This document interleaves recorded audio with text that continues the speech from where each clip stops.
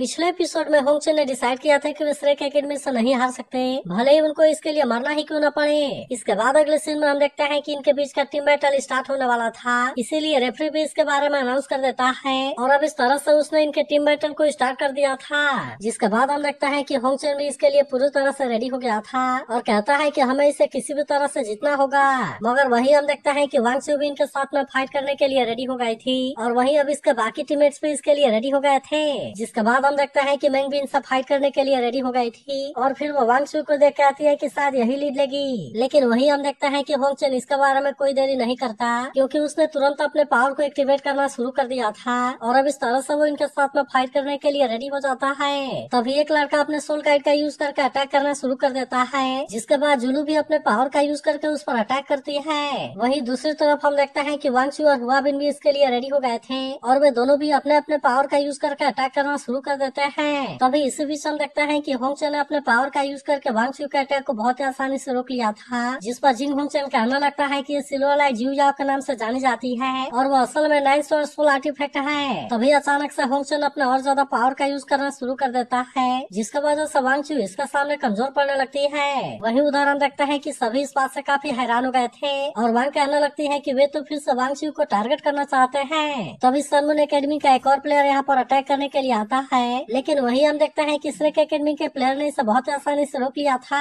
मगर तभी हम देखते हैं कि होंगचन भी अपने पावर को एक्टिवेट करना शुरू कर देता है, जिसे देखते ही सभी इस बात से काफी हैरान हो गए थे और फिर कहने लगता है कि ये तो न्यू एम्परर सोल बिस्ट है और कंपटीशन के हिस्ट्री में आज पहली बार कोई सोल बिस्ट अपीयर हुआ है। वही उधर टीचर जावा भी इस बात से हैरान होती है और फिर कहती है कि श्रेक के हिस्ट्री में थर्ड लेवल वाले पोसाइडन टैंक के अलावा कोई भी 20 ईयर वाला सोल बिस्ट फिर से अपीयर नहीं हुआ। तभी हम देखते हैं कि श्रेक के दो प्लेयर एक साथ में मिलकर मेंग के ऊपर अटैक करने की कोशिश करते हैं, लेकिन फिर भी हम देखते हैं कि वे इसमें मेंग का कुछ भी नहीं कर पाते और मेंग ने अपने आप को इनके अटैक से बहुत ही आसानी से बचा लिया था। वही हम देखते हैं कि होंगचन को भी इसके बारे में कोई चिंता नहीं होती और वो इनसे कहता है कि तुम तो मेरे सामने कुछ भी नहीं हो और अब इसीलिए तुम मेरा सामना करने के लिए कुछ भी नहीं कर सकते। लेकिन फिर भी हम देखते हैं कि श्रेक प्लेयर इतना आसानी से हार मानने वाले नहीं होते और वे अभी भी अपने पावर का यूज करके इनसे बचने के लिए कोशिश करते हैं। तब इससे देख सभी कहने लगता है कि श्रेक एकेडमी तो इसमें पूरी तरह से सप्रेस हो गई। जिसके बाद यह कहने लगता है कि होंगचन और टैंकलैन के बैटल में जिसके पास में भी फैंटेसी सोल सेंट का कल्टीवेशन होगा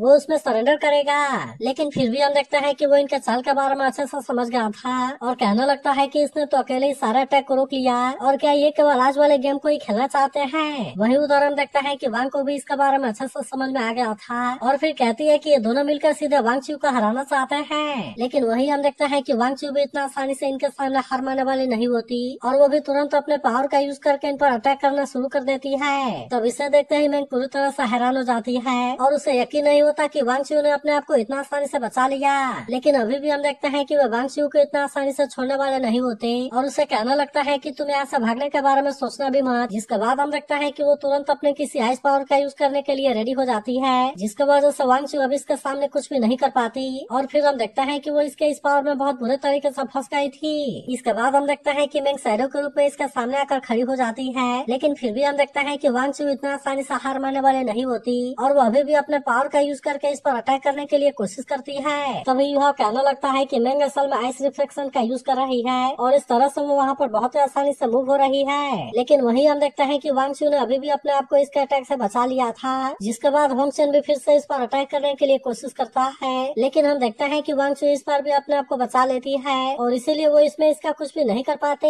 लेकिन तभी अचानक से हम देखते हैं कि उसकी पावर आइस मिरर से टकराकर इसके ऊपर आने लगती है। जिसके बाद हम देखता है कि वांग चू भी गोल्डन ड्रैगन ब्लड मून वाले पावर का यूज करने के लिए रेडी हो जाती है और अब इस तरह से इसका यूज करके अटैक करने लगती है। लेकिन फिर भी हम देखते हैं कि मेंग इतना आसानी से मारने वाली नहीं होती और इसीलिए वो फिर से अपने पावर का यूज करके इस पर अटैक करने के लिए आ जाती है। जिसके बाद हम देखते हैं कि नेशनल मास्टर भी इस बात से काफी इम्प्रेस हो गया था और फिर वो जिंग होंगचन से कहता है कि तुम्हारे दोनों ग्रैंड चिल्ड्रन तो सच में काफी पावरफुल हैं। तभी टियानन कहता है उम्मीद करो कि आखिर तक वहाँ पर बने रहे, क्योंकि श्रेक एकेडमी भी 10,000 सालों से जीतते आ रहा है। वहीं हम देखते हैं कि हुआ बिन और जुलू भी यहाँ पर आ गए थे और वे तुरंत ही वांग चू की हेल्प करने के लिए रेडी हो जाते हैं। जिसके बाद हम देखते हैं कि जुलू अपने पावर का यूज करने के लिए रेडी हो गई थी और वो तुरंत अपने पावर का यूज करके होंगचन पर अटैक करना शुरू कर देती है, जहाँ पर हम देखते हैं कि होंगचन भी अपने आप को इसके अटैक से बचाने लगा था। लेकिन तभी इसी बीच हम देखते हैं कि यहाँ पर एक और प्लेयर भी आ गया था जो कि तुरंत ही अपने सोल गाइड का यूज करने के लिए रेडी हो जाता है और अब इस तरह से हम देखते हैं कि उसने उसने जुलू पर अटैक कर दिया था, लेकिन इसे देखते ही हुआबिन इसे बचाने के लिए इसके सामने आ जाता है। जिसके बाद हम देखता है कि वे दोनों मिलकर अपने मार्शल सोल फ्यूजन स्किल का यूज करने के लिए रेडी हो गए थे और अब इस तरह से वे अपने नेदरवर्ल्ड व्हाइट टाइगर के पावर का यूज करने के लिए रेडी हो जाते हैं। मगर वही हम देखता है कि वो प्लेयर भी इतना आसानी से हार मानने वाला नहीं होता और इसीलिए वो भी फिर से अपने पावर का यूज करके अटैक करने के लिए रेडी हो जाता है।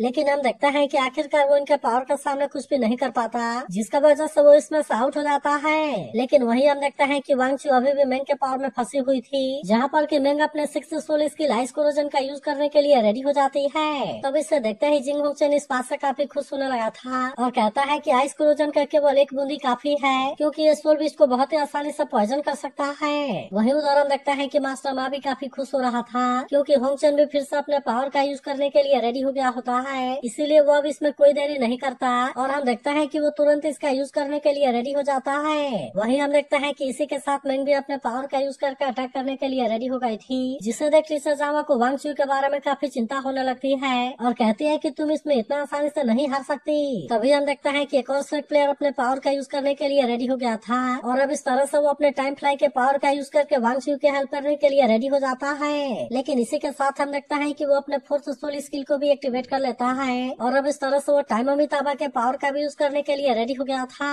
अब इसका वजह से हम देखता है कि मेंग और होंगचेन इसके सामने कुछ भी नहीं कर पाते और अब इसीलिए वो प्लेयर वांग चू से कहता है कि कैप्टन आप जल्दी कीजिए। जिसके बाद हम देखता है कि वांग चू ने तुरंत अपने पावर का यूज करके अपने आप को बचा लिया था। लेकिन वही हम देखता है कि सन मून एकेडमी वाले भी इतना आसानी से हार मानने वाले नहीं होते और इनका एक प्लेयर गोल्डन ड्रैगन विन को शुरू करने के लिए रेडी हो जाता है। जिसके बाद हम देखता है कि उसने अपने बॉडी में किसी सोल गाइड को लगा लिया था, जिसे देखते ही होंगचेन मेंग से कहता है कि तुम इसके विन से केयरफुल रहना। अब इतनी बात कहने के बाद हम देखता है कि वो इसके पावर से मेंग को बचा लेता है, जबकि वही हम देखता है कि वो प्लेयर फिर से वांग चू पर अटैक करने के लिए रेडी हो गया था, इसीलिए इसे बचाने के लिए हुआबिन इसके सामने आ जाता है। जिसके बाद हम देखता है कि टीचर जामा इस बात से काफी परेशान हो गई थी, क्योंकि वो पावर असल में बहुत ही खतरनाक होती है और हम देखते हैं कि इसके वजह से हुआबिन का लुक एक बूढ़े आदमी के जैसा हो गया था। जिसके बाद हम देखता है कि वांग चू भी इस बात से काफी हैरान हो गई थी, लेकिन अब आखिरकार वो इसके बारे में कुछ भी नहीं कर सकती थी। मगर वही हम देखता है कि इसे यूज करने की वजह से उस प्लेयर की सोल पावर कंज्यूम हो गई थी और अब इसीलिए हम देखता है कि वो यहाँ पर कुछ भी करने के लायक नहीं रहता।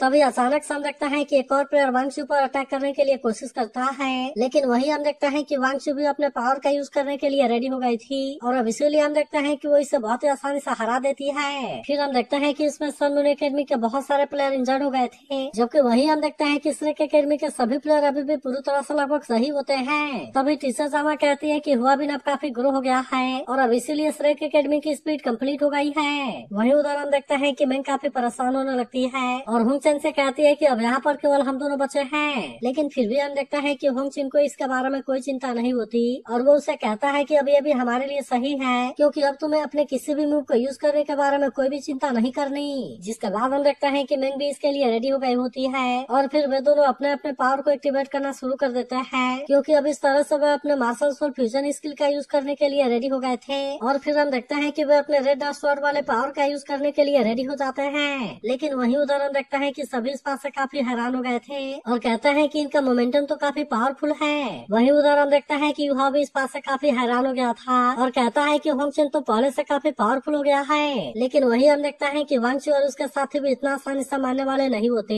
इसीलिए वे भी अपने अपने पावर को एक्टिवेट करना शुरू कर देते हैं और अब इस तरह से हम देखता है कि वे इसे रोकने के लिए रेडी हो गए थे। लेकिन वही हम देखता है कि मेंग भी इनको इतना आसानी से छोड़ने वाली नहीं होती और फिर हम देखता है कि वो अपने आइस पावर का भी यूज करना शुरू कर देती है। जिसके बाद हम देखता है कि इसके वजह से श्रेक प्लेयर को काफी परेशानी होने लगती है, जिसे देख होंगचेन वांग चू से कहता है कि तुम अब हमारे सामने कुछ भी नहीं कर सकते और इसीलिए अगर तुम चाहो तो हमारे सामने सरेंडर कर सकते हो। लेकिन अभी भी हम देखता है कि वांग चू इतना आसानी से मारने वाली नहीं होती और कहती है कि मैं कभी भी सरेंडर नहीं करूंगी। तब इसकी ऐसी बात सुनकर होंगचेन भी अपने पावर का यूज करके इस पर अटैक करने के लिए रेडी हो गया था। लेकिन वही हम देखता है कि वांग को भी वांग चू के बारे में चिंता होने लगती है और इसीलिए वो युहा से पूछती है कि क्या वांग चू इसके सामने कुछ भी कर पाएगी। जिसके बाद हम देखता है कि युहा को अभी भी वांग चू के ऊपर पूरा यकीन था और इसीलिए वो इसे कहता है कि हमें उस पर यकीन रखना चाहिए। वही हम देखता है कि हुआबिन भी इनका सामना करने के लिए रेडी होता है और इसीलिए वो भी अपने आप को इनके अटैक से बचाने लगा था। तभी अचानक से हम देखता है कि मेंग वांग चू पर अटैक करने के लिए आती है, लेकिन फिर भी हम देखते हैं कि वो इसके सामने कुछ भी नहीं कर पाती, क्योंकि वांग चू ने इसके अटैक को बहुत ही आसानी से रोक लिया था। लेकिन वही हम देखते हैं कि श्रेक टीम के 2 प्लेयर इनके पावर को रोकने के लिए कुछ भी नहीं कर पाते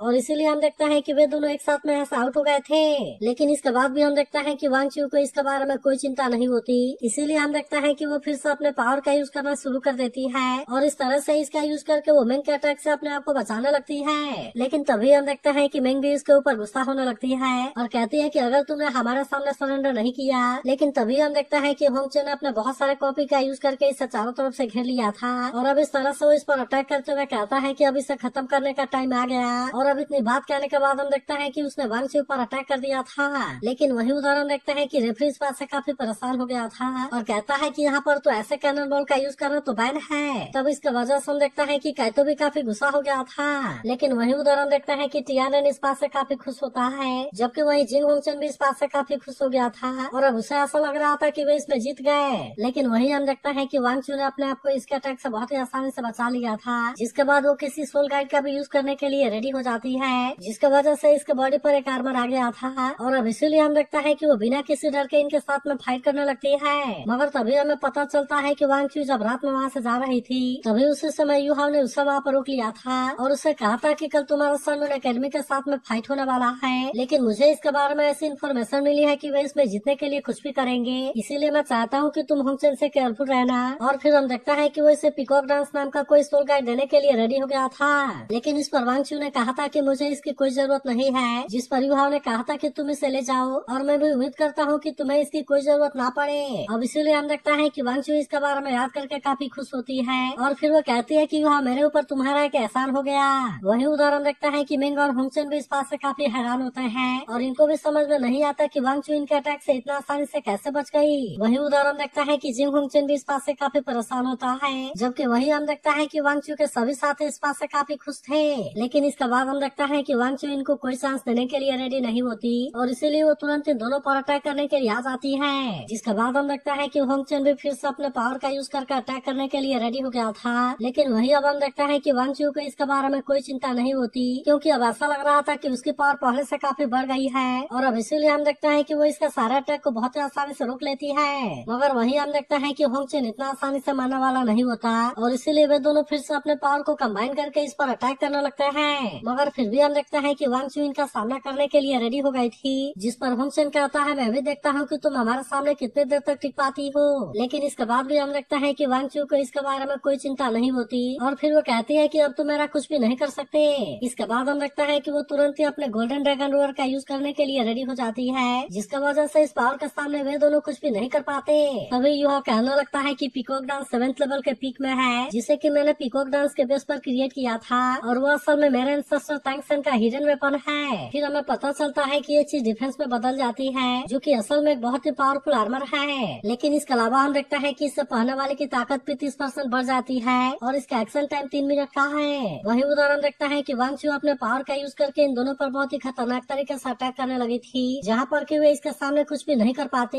और अब इसीलिए हम देखते हैं कि वांग चू अकेले ही इनके ऊपर भारी पड़ने लगी थी। वही उदाहरण देखता है कि इसका वजह से जिंग होंगचन की हालत भी काफी खराब हो गई थी, क्योंकि उसे भी समझ में नहीं आता कि आखिरकार ऐसा कैसे हो गया और फिर वो कहने लगता है कि ये कैसे पॉसिबल है। लेकिन वही उदाहरण देखता है कि काइतो इस बात से काफी खुश हो गया था और फिर कहता है कि वांग चू तो असल में बहुत ही पावरफुल है, क्योंकि उसने इन दोनों को बहुत ही आसानी से हरा दिया। लेकिन तभी हम देखता है कि पीकॉक डांस का टाइम भी पूरा हो गया था और इसीलिए वो वांग चू के बॉडी से गायब हो जाती है। वही उदाहरण देखता है कि पूरा स्टेडियम पूरी तरह से शांत हो गया था, जबकि वही रेफरी श्रेक एकेडमी को इसका विनर अनाउंस कर देता है। तब इस पर यह कहने लगता है कि भले इसमें पीकॉक डांस का रोल था, लेकिन फिर भी इसमें वांग चू का विल पावर काफी अमेजिंग है, जो कि इसमें जीतने की असली चाबी है। फिर वो कहता है कि फाइनली मैंने सनसेट फॉरेस्ट वाले फेवर को वापस कर दिया। वही हम देखता है कि वांग भी इसके ऐसे परफॉर्मेंस से काफी खुश होती है और कहती है मैं उम्मीद करती हूँ कि मुझे तुम्हारे साथ में गेम खेलने का चांस मिले। लेकिन वही उदाहरण देखता है कि ऑडियंस इस बात से बिल्कुल भी खुश नहीं होती, क्योंकि उन्होंने नहीं सोचा था कि श्रेक एकेडमी इतना पावरफुल होगा और अब इसीलिए हम देखते हैं कि वे सभी इस बात से काफी उदास होते हैं। वही टियानन कहने लगता है कि 6 रिंग वाले ने अकेले ही 6 और 7 रिंग वाले के कॉम्बिनेशन को हरा दिया और इसीलिए ये तो सच में बहुत बड़ी शर्मिंदगी है। फिर वो कहता है कि अगर इसमें जिंग होंगचन की बात नहीं होती तो शायद ये अभी भी यूजफुल होता।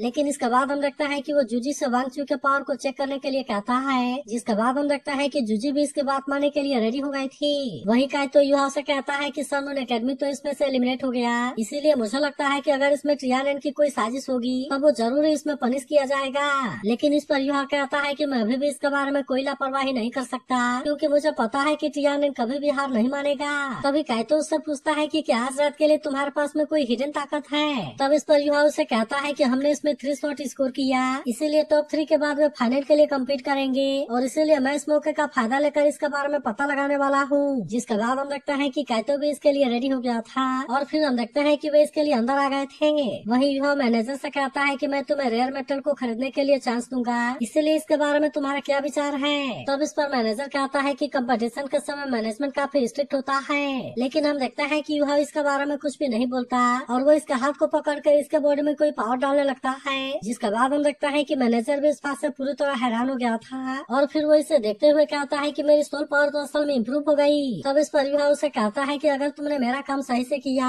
तो फिर मैं तुम्हारे 5 रिंग को 6 रिंग में बदल दूंगा। जिसके बाद हम देखते हैं कि मैनेजर भी तुरंत इसके लिए रेडी हो गया था, और कहता है कि मैं ऐसा जरूर करूंगा। जिसके बाद हम देखते हैं कि युहा इस पर मुस्कुराता है, और अब यहाँ से कंपटीशन के लिए निकल गया था। तभी रेफरी से बताता है कि आज के कंपटीशन में 5 घंटे का टाइम मिलेगा, जिसमें कि आपको सोल गाइड्स बनाने हैं। तभी युहा उससे पूछता है कि क्या फाइनल के लिए भी ऐसा ही रूल है। जिसके बाद मैनेजर इसे बताता है कि चैंपियन के रिवॉर्ड एक लेवल 9 वाला सोल स्वॉर्ड फ्लैग है। तब इसके बारे में सुनकर युहा भी इस बात से हैरान हो जाता है, लेकिन तभी मैनेजर इसे बताता है कि आज के गेम में आपको 2 प्लेयर के साथ में सावधान रहना होगा, और फिर हमें पता चलता है कि वह असल में नंबर 96 और नंबर 98 है, जिनके पास में 63 रैंक वाला ब्लडथर्स्टी क्लाउड डीमन कार्विंग नाइफ और 59 रैंक वाला dark blue dragon carving knife है। तब इस पर युहा इसे कहता है कि तुमने बहुत अच्छा काम किया। जिसके बाद मैनेजर भी कल्टीवेशन के लिए उसे थैंक यू कहता है। लेकिन इसके बाद अगले सीन में देखता है कि सभी कंपटीशन के लिए आ गए थे, जहाँ पर मैनेजर टॉप 6 कंपटीशन के सोल मेंटर को इंट्रोड्यूस करवाने वाला था। फिर हम देखते हैं कि इसमें नंबर 37 और नंबर 85 वाले सोल मेंटर होते हैं, जिसे देख युहा कहता है कि टॉप 6 में सबसे कमजोर यही दोनों हैं। इसके बाद हम देखते हैं कि वो युहा को नंबर 66 के रूप में इंट्रोड्यूस करवाता है, और कहता है कि भले इसके मोबिलिटी लिमिटेड है, लेकिन फिर भी इसने गेम में बहुत अच्छा प्रोग्रेस किया है। अब इसी तरह से हम देखते हैं कि काइतो की भी बारी आती है, जो कि नंबर 88 होता है। मगर इसके बाद हम देखते हैं कि नंबर 98 और 96 की बारी आती है, जो कि लेवल 5 और लेवल 6 के बीच के सोल मेंटर होते हैं। लेकिन अब इसके बाद हम देखते हैं कि लॉर्ड को ड्रॉ करने की बारी आती है, जिसमें पहला मैच नंबर 37 और नंबर 96 के बीच में होने वाला था, जबकि नंबर 85 का सामना नंबर 88 से, नंबर 66 यानी कि युहा का सामना नंबर 88 से होने वाला था। लेकिन वही हम देखते हैं कि नंबर 98 को इसके बारे में कोई चिंता नहीं होती, और फिर हम देखते हैं कि वो युहा के ऊपर हंसने लगता है। लेकिन तभी युहा उससे कहता है कि तुम केवल कार्विंग नाइफ को लेकर घूम रहे हो, और फिर वो उससे कहता है कैसा होगा कि तुम इसके लिए मुझसे बेट लगाओ। तब इसके ऐसी बात सुनकर नंबर 98 उससे पूछता है कि तुम किस पर बेट लगाओगे। जिसके बाद हम देखते हैं कि युहा ने भी तुरंत अपने कार्विंग नाइफ को बाहर निकाल लिया था, और फिर कहता है कि मैं इसका यूज करके सभी लिविंग बींग को देख सकता हूँ। जिसके बाद इसे देख नंबर 98 भी इस बात से काफी हैरान हो गया था, और फिर वो कहने लगता है कि अगर मैंने डार्क ब्लू ड्रैगन को भी सेक्रीफाइस कर दिया तो फिर मैं उसे जरूर ही टॉप 10 में पुश कर दूंगा। और अब इसीलिए हम देखता है कि वो इसके साथ में बेट लगाने के लिए रेडी हो गया था।